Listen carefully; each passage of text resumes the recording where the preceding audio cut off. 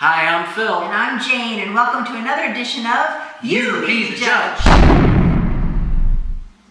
Today we're taking a look at the game Strife, Legacy of the Eternals. It's a two-player only game by Vision 3 Games. And we like that it's only two-player.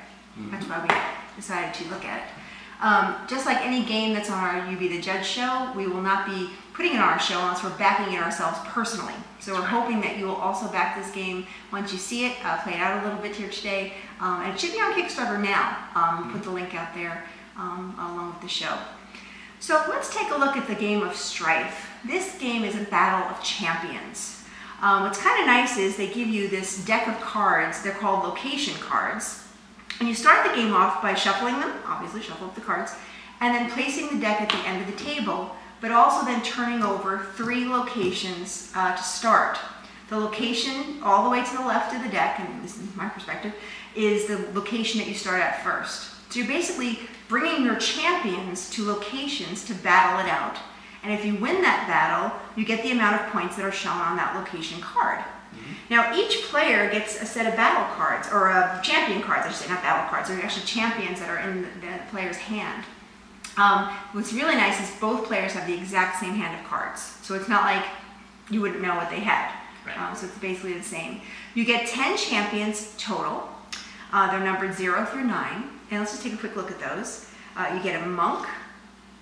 You get a necromancer. You get an assassin.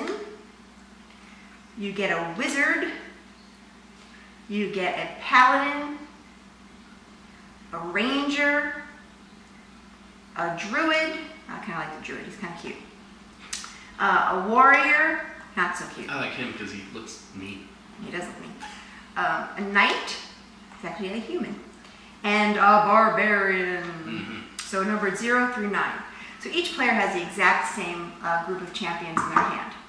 So to start the game off at the very beginning, you're going to be playing in the location one champion of your liking to battle each other out. However, the very first turn of your game, you have to start with what is called your legacy pile. So only the first turn of your round, you'll put one champion down and one legacy card down, as they call it. Once you do that, you choose whoever has the highest number and you play the game. So you'll see how that works here in just a minute. We're actually going to play a few rounds. Or a few turns. They actually suggest you play 3 rounds of the game. And then at the end of 3 rounds, whoever has the most points win. Now, a round basically is played until you have one champion left in your hand to play. Then you know the round is over. And then that champion in your hand becomes the new legacy pile. And this will hopefully all make sense once you see us play a round of play. Yeah. Only other aspect of the game I want to point out is there is a die. And I think they call this the stone, I'm going to remember the right name, but it is called the Fate Stone. And whoever has the highest legacy card to start the game gets the Fate Stone at a number 1.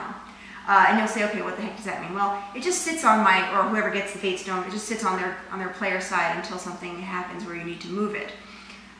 If you ever have a tie in the game, and you'll see that there could be ties here and there, if there is a tie, the person with the Fate Stone loses automatically, unless they want to give the Fate Stone to the opposite player, and then the number will go up by 1. So right now it's at a 1, but if we have a tie and I say, I'll let you win, I give him the Fate Stone, or I want to win, excuse me, if I want to win, I give him the Fate Stone, which brings it up to a 2, but the whole thing is at the end of the game, whoever has the Fate Stone gets the amount of points that are on that stone. Yeah, so it could go bask and forth, and each time it does, it goes up by 1. Yeah, but you only use it in the case of a tie, which is pretty neat as well.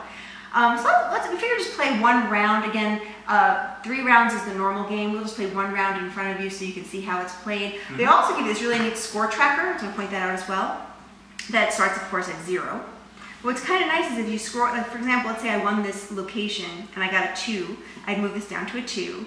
But as you're moving down, you're getting points, I'm getting all these points. Now I have 10. So then I would turn my score over to 10, and then again into 20, and then to 30.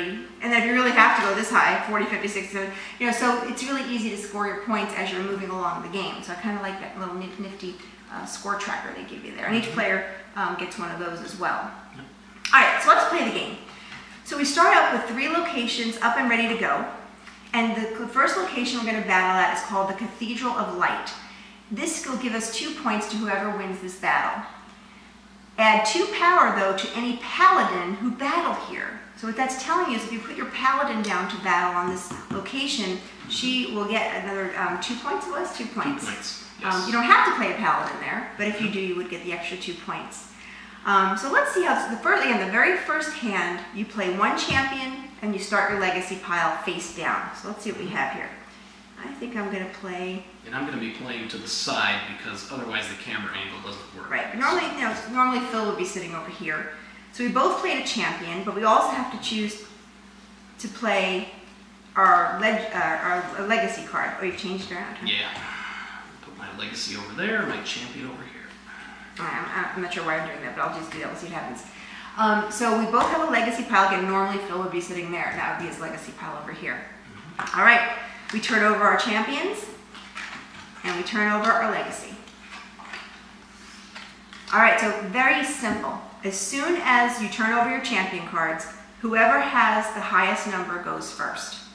Now, the cards consist of 2 areas. One's called the battle area, and then one's called the legacy area. This bottom piece is only played when you're in the legacy pile. The top piece is played during the battle itself.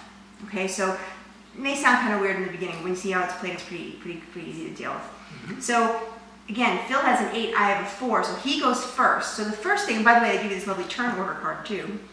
After you assign your champions, which we already did, you activate your battle abilities. So right. Phil goes ahead and does his number 8 Just battle upper ability. part of the card. Can I read it out loud so everybody knows? The card says calculated charge. By the way, I played the knight, number 8. Calculated charge.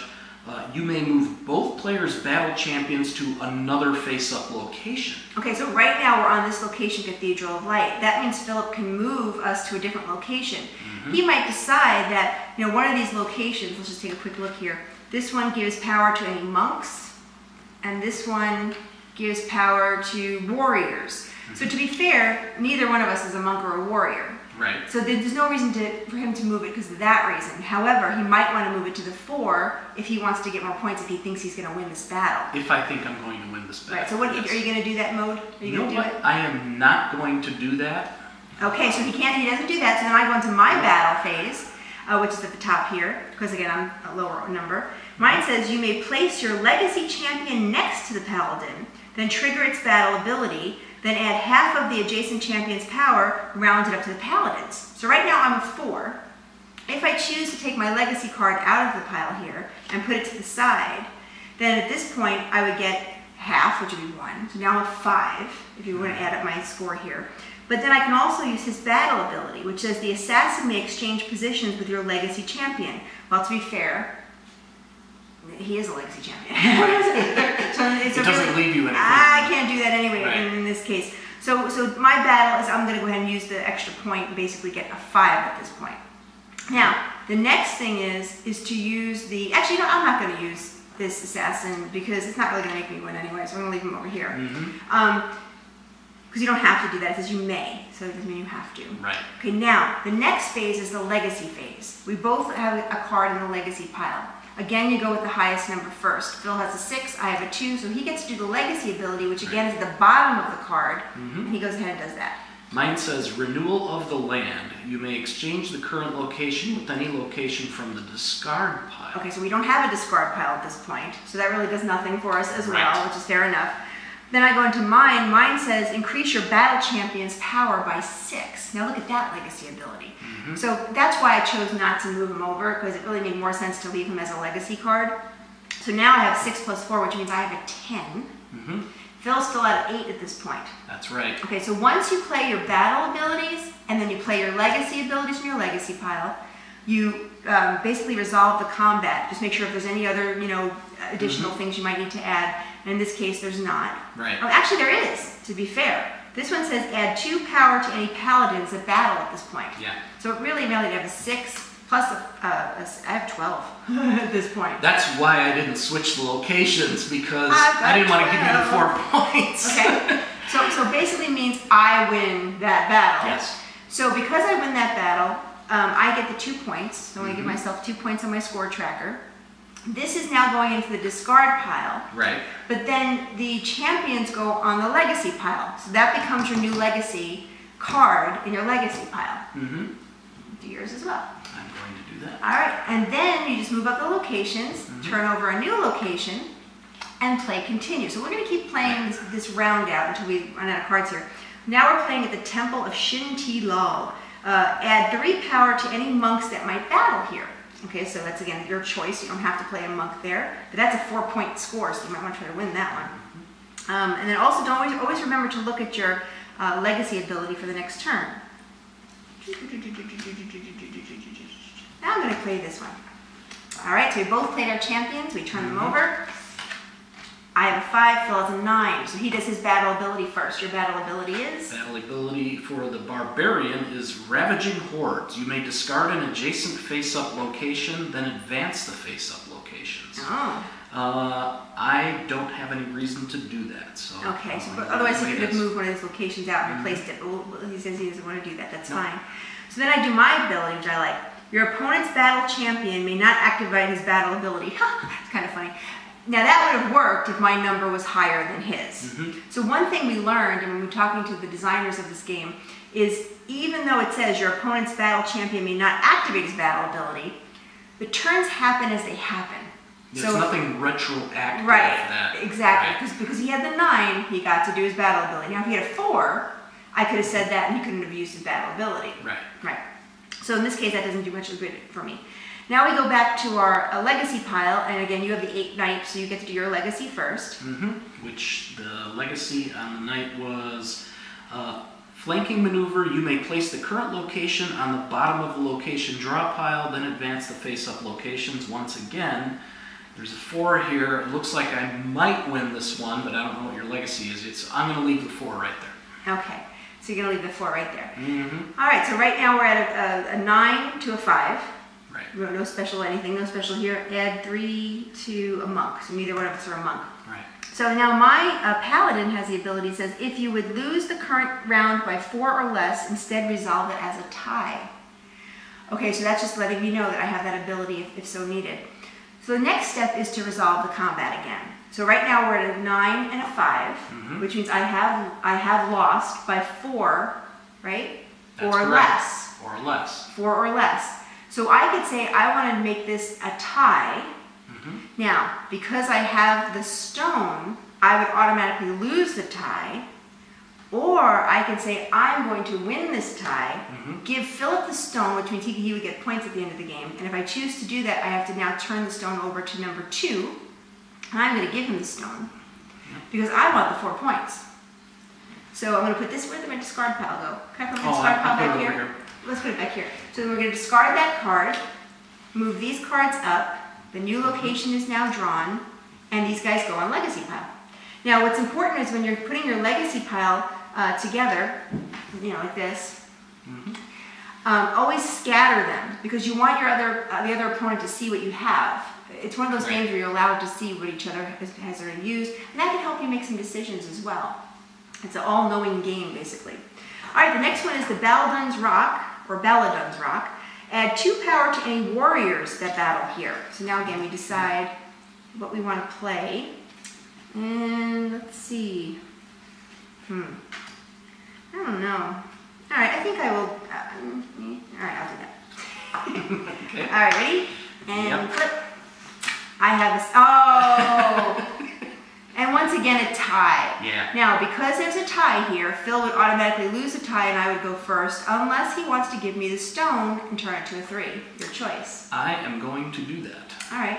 I'm giving you back. So I get a, Find the 3 I get on a there. 3, and you get to do your battle ability first. Yes. So battle ability, Stubborn Resolve. Your opponent's current legacy champion may not activate its legacy ability this turn. Boo. Okay, but here's the funny part. Same thing goes to him.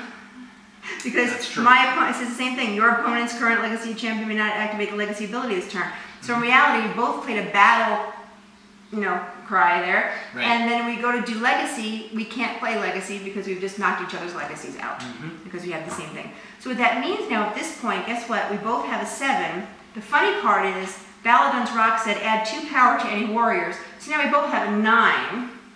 So we're still at a tie. So now the question is, do I want to lose the tie, hand him the rock and give him a 4, or do I want to, win, or actually, I'm sorry, lose the tie, or win and give him the rock, right? So I'm thinking, maybe I'll just keep the rock. I'll let you win this one. Okay. So he gets 3 points. These go in our legacy pile, and then you get your 3 points. All right, we'll move it up. 3 points.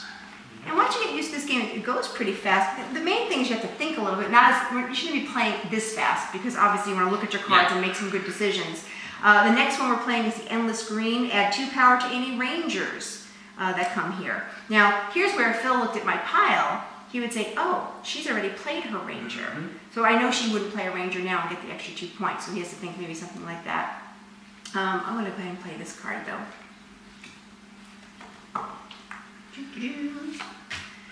All right, turn them over. I played the Knight. So I get to go first because I'm an 8 and Phil's a 5. Right. So my first thing is my battle. You may move both players' battle champions to another face-up location. So now I might question, do I want to do that? Let's see what we have here. Actually, let me think about this. Yeah, I think we will. I'm going to move us to the Shadow Keep. Okay. Some extra points there. Let me move these down a little bit.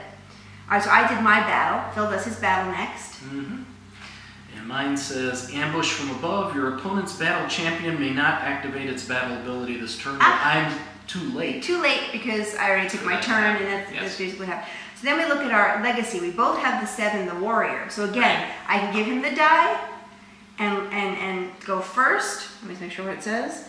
And you know what?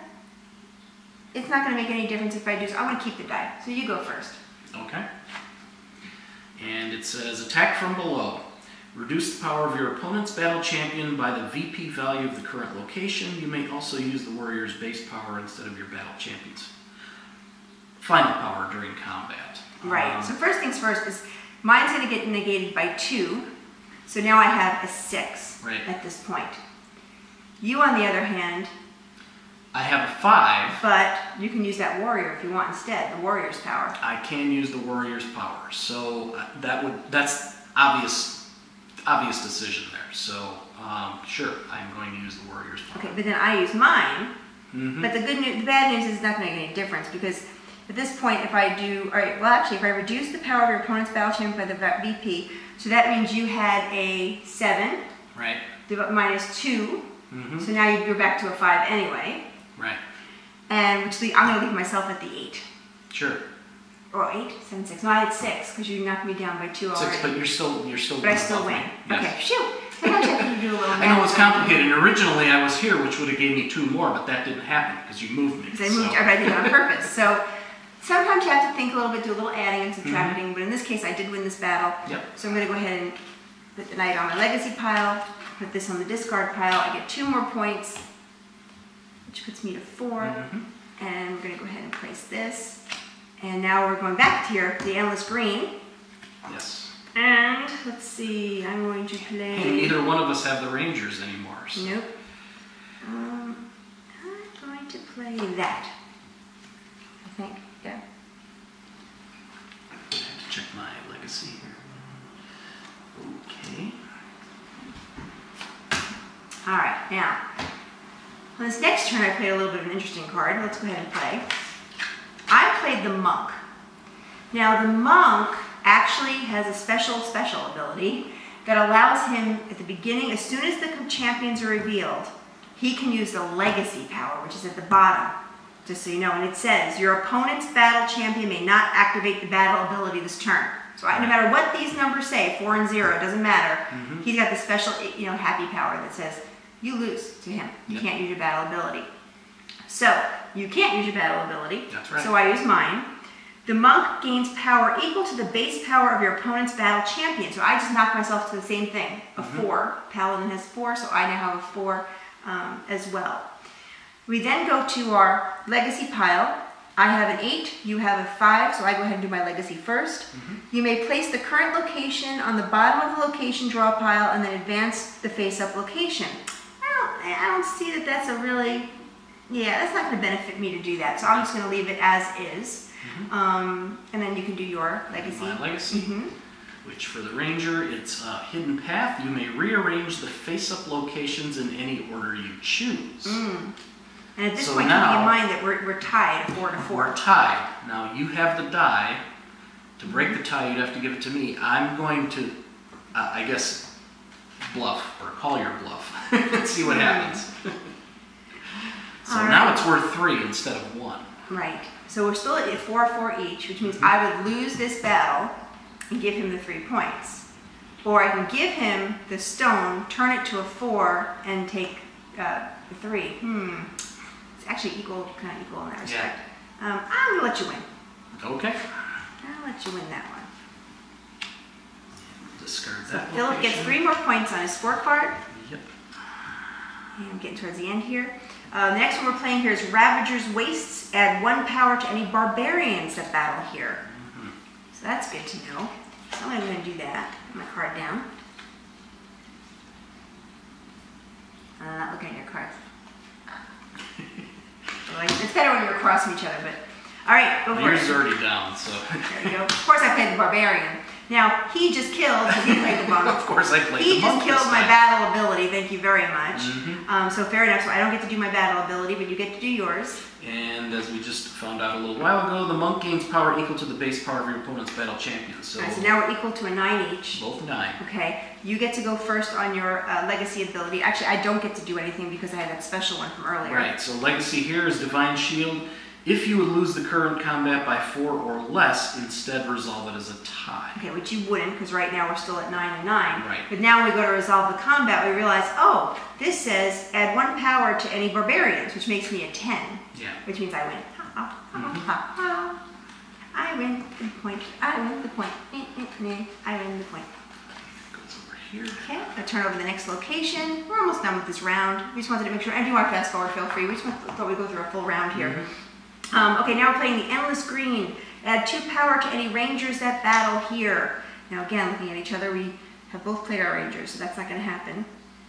But let's see. I'll play him.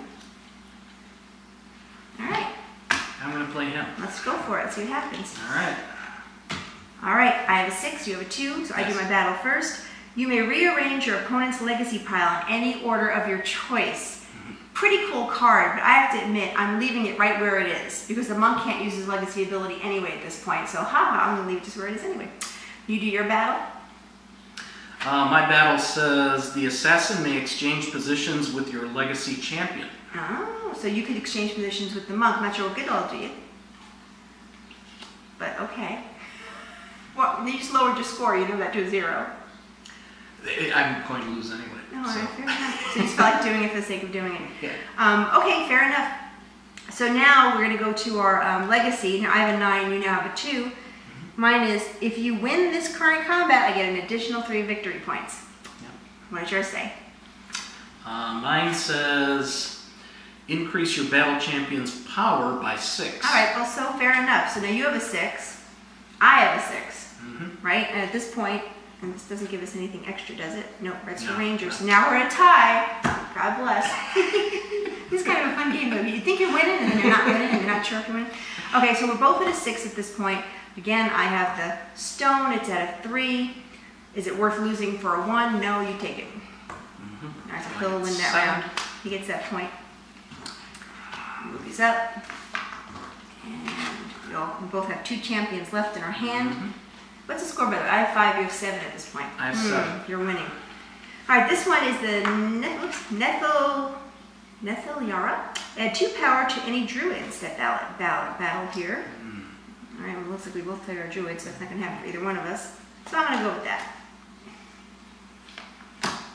All right, and we go for it. Oh, no, we did not plan this. Here's another tie, ladies and gentlemen. So let's see, what does the power say? It says you may skip your next legacy phase if you do increase your wizard's power by your legacy champion's base power. Ooh. Oh. So the question is, if I let him go first, well, he's at a 0 over there. That's not going to help anybody. Right. I'm going to let him go first and keep my stone. And it's not like the last turn where I get split either. So. I said you do your battle first. So battle was Arcane Channeling. You may skip your next legacy phase. If you do increase your wizard's power by your legacy champion's base power, which as you just said is a 0, so I still have a 3. Yeah, so you're good at 3. Mine says you may skip your next legacy phase if you do increase the wizard's power by your legacy champion's base power. I'm going to go for it, and so that's actually going to increase me to a 9 at that point. Now, of course, he can't do legacy monk because it's already done. We said that bottom piece can't be done twice, and my druid would win first anyway. Mine says you may exchange the current location with any location in the discard pile. Well, now that's interesting because this doesn't benefit me to keep the druid power on here. So let me see what we have here. I might just go for there's a bigger number. Yeah. I'm gonna get rid of this, make it a 4. That makes sense. Okay, so now that it's a 4, I did my legacy. You can't do your legacy. So at this point, I win this one. Yay, me. Yes, you do. So put that there. I get the 4. 4 points for me. Only 2 locations left. Now I have a 10. Now, when you come to the point where you both have only 1 champion in your hand, the round is over. So we now declare that round over. Right.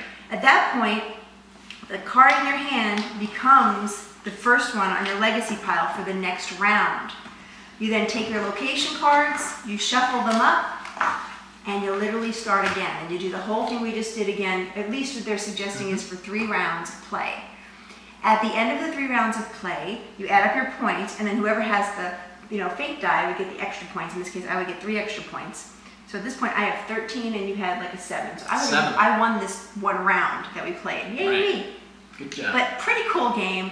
As you can see, it's a very fast-paced game. You can actually probably play the whole 3 rounds less than an hour. Yeah. Wouldn't you say less than an hour? Oh, I think so. Once you learn what some of the legacy powers are, like, oh, I think this one can add 6, that kind of stuff. Yeah. It starts to go pretty fast. You don't find yourself reading the cards constantly once you play through a few rounds. Right. And the other thing too is what I really like is that you get to see the legacy pile of the other person, so you know what's in their legacy pile. Yeah. You don't have to wonder, oh, are they going to play a paladin? You know that they already played the paladin, or you know what powers are in the legacy pile. So, for example, there's one card that said I can switch his legacy pile around.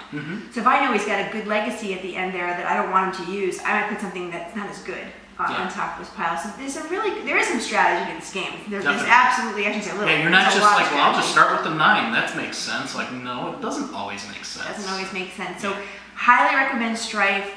Please go ahead and back this game. We really enjoyed it. Again, even the prototype is just a beautiful thing to play. I just can't imagine, the artwork is incredible. Yeah, the cards are beautiful. I mean, you can see that. It's just great. Very good game. So go ahead and do it, and you be the judge, though. See if you liked it today, and if you did, go ahead and back it up.